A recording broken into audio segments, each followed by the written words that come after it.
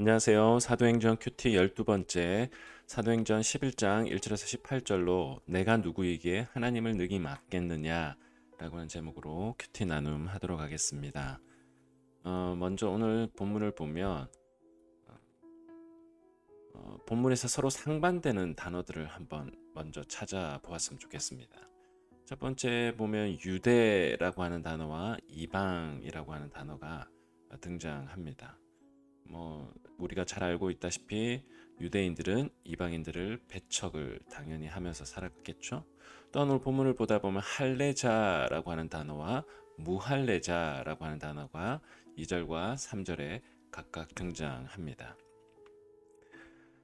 고넬료의 집에서 일어난 이 경험을 베드로는 다시 한번 반복해서 상세하게 설명하고 있는데 앞에 일어났던 사건을 사도행전이 지면을 할애해서 다시 한번 베드로의 입을 통해 상세하게 설명하고 있다. 이것이 담고 있는 메시지가 뭘까요? 첫 번째로 이 사건이 중요한 전환의 사건이기 때문입니다. 여러분 가장 중요한 전환의 시점에서 그 전환의 중요한 메시지 아니면 전환의 사건이 되는 것은 아무리 강조해도 지나치지 않을 것 같습니다. 그래서 중요한 사건은 반복적으로 전파해야 합니다. 여러분 우리도 신앙생활을 할 때 내가 하나님을 더 깊이 체험하고 또 인생의 전환점이 있는 그런 사건들이 있을 것 같습니다. 그러한 사건들은 다른 사람들에게 내가 어떻게 하나님을 믿게 되었느냐를 전파하고 또 간증할 때 반복해서 이야기할 수밖에 없습니다. 왜냐하면 나에게는 그저 아주 중요한 사건이기 때문이죠. 그래서 고넬료의 사건은 이방인에게 복음이 전파되어지고 유대인들이 폐쇄적으로 자기들에게만 자기들을 위해서 돌아가신 예수 그리스도 그 정도로만 이해했던 예수 그리스도가 아니라 모든 인류를 위한 이방인까지도 포함한 하나님의 그 복음의 역사까지 이제 받아들이게 되는 사건이었기 때문에 이 고넬료의 사건은 반복해서 강조하고 있습니다. 자, 그런데 오늘 본문을 좀 더 보면 반복해서 또 표현하는 것들이 있는데 할례자들이 결정적으로 마음의 변화가 일어나게 되는데 그 마음의 변화가 일어나는 그 이유들이 그것이 뭐냐면 12절의 표현에 의하면 성령이 내게 명하사 이 모든 사건들을 이야기할 때 베드로가 성령의 역사에 대해서 이야기를 하고 있고 또한 15절에도 보면 성령이 그들에게 임하시기를 바로 고넬료의 사건에 성령의 역사가 일어났다라는 것을 다시 한번 강조합니다.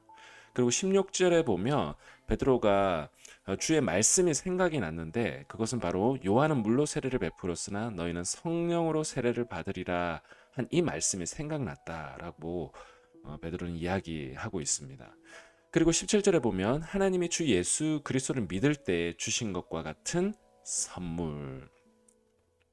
그러니까 하나님께서 그들이 예수 그리스도를 믿을 때 주셨던 그 성령의 역사, 그 선물을 이방인들에게도 동일하게 주셨다라는 것을 바로 베드로가 간증하고 이야기하고 있습니다. 결국 성령의 역사에 열려 있을 때에 이 할례자였지만 이 할례자들이 베드로를 비난했습니다.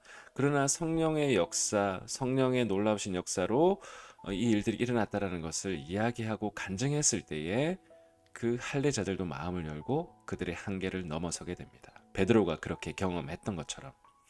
그래서 18절에 보면 그 할례자들이 뭐라고 말하냐? 그들이 이 말을 듣고 잠잠하여 하나님께 영광을 돌렸다라고 18절은 증언하고 있습니다.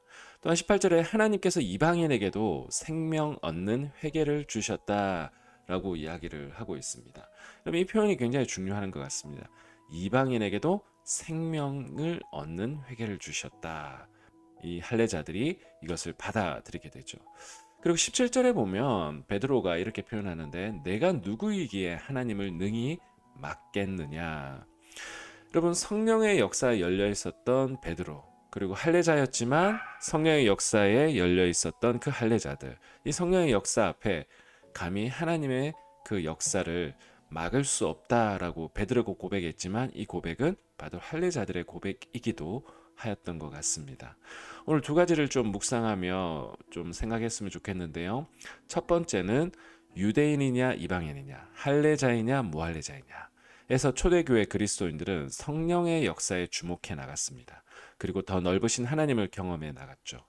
베드로도 자신의 한계 안에 있었지만 성령의 역사 앞에 순종하여 열려 있을 때에 더 큰 하나님의 역사를 쫓아 살아갈 수 있었습니다. 여러분, 지금 우리는 어디에 집중하며 살아가고 있는가? 그래요. 오히려 하나님의 성령의 역사를 닫고 있는 사람은 아닌지, 그리고 그게 열려 있는 사람인지 한번 묵상해 보았으면 좋겠습니다.